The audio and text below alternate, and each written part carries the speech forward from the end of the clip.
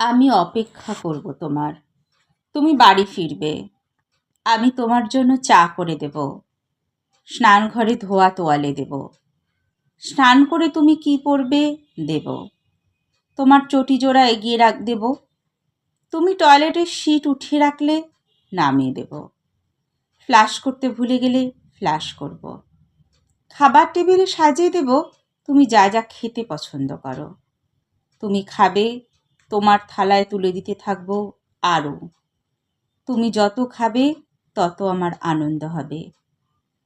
তুমি খেতে খেতে বলবে আজ কি কি করলে, কোথায় কোথায় গেলে। শুনে আমি ধন্য হতে থাকবো, কারণ তুমি আমাকে আপন ভাবছ, ভালোবাসছো বলেই তো ভাবছ।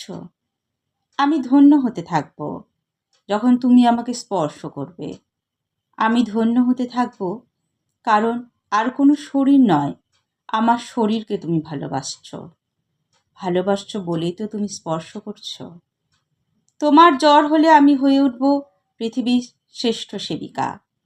ডাক্তার ডেকে আনবো, সারা রাত জেগে থাকবো, কপালে জলপট্টি দেব, গা স্পঞ্জ করব, ঘড়ি দেখে ওষুধপত্র খাওয়াবো। আমার জ্বর হলে তুমি বলবে সিজন চেঞ্জ হচ্ছে। কাশি হলে বলবে নিশ্চয় অ্যালার্জি। পেটে ব্যথা হলে বলবে কি যে সব খাও তুমি। হাঁটুতে ব্যথা হলে বলবে রোগের আখড়া হয়েছ। মাথায় যন্ত্রণা হলে বলবে ও কিছু না, সেরে যাবে। দু একটা চুল পাকলেই বলবে তোমার আসল বয়স কত বলো তো। আমার শ্বাসকষ্ট হলে বলবে নিজের দোষেই কিছু বাঁধিয়েছ, যত্ত সব। একদিন আমার পাহাড় ঘুরতে ইচ্ছে হবে, তুমি বলবে আমার সময় নেই যাওয়ার। আমি বলবো আমার আছে, আমি যাব। তুমি একা যেতে চাইছো? হেসে বলবো হ্যাঁ, একাই যাব। শুনে তুমি অট্টহাসি হাসবে, বলবে তুমি পাগল হয়েছ, আমাকে দেখবে কে, আমার রান্না করবে কে, কে আমাকে খাবার দেবে, আমার কাপড় চোপড় কে কাচবে, কে গুছিয়ে রাখবে, কে আমার ঘর দোর বিছানাপত্র সাফ করবে, কে বাড়ি পাহারা দেবে, বাগানে জল দেবে কে। আমি বলবো তুমি। তোমার চোখ কপালে উঠবে, শুধরে নিয়ে বলবো তোমার যে দাসী আছে সে। তুমি বলবে দাসীর হাতে রান্না আমার ভালো লাগে না। তুমি যেভাবে আপনভাবে সব করো, দাসী সেভাবে করে না। আমি হাসব, অন্তরে সুখের ফোয়ারা বইবে, কারণ দাসীর রান্নার চেয়ে আমার রান্নাকে ভালো বলেছ তুমি। আমি যে দাসী নই, দাসীর চেয়ে আলাদা।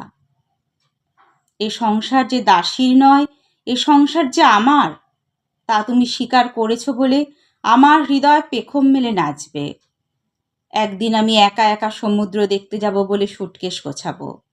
দেখে তুমি আমার ওপর হায়না যেমন হরিণীর ওপর ঝাঁপিয়ে পড়ে তেমন ঝাঁপিয়ে পড়বে। আমাকে ছিঁড়তে থাকবে, রক্তাক্ত করতে থাকবে।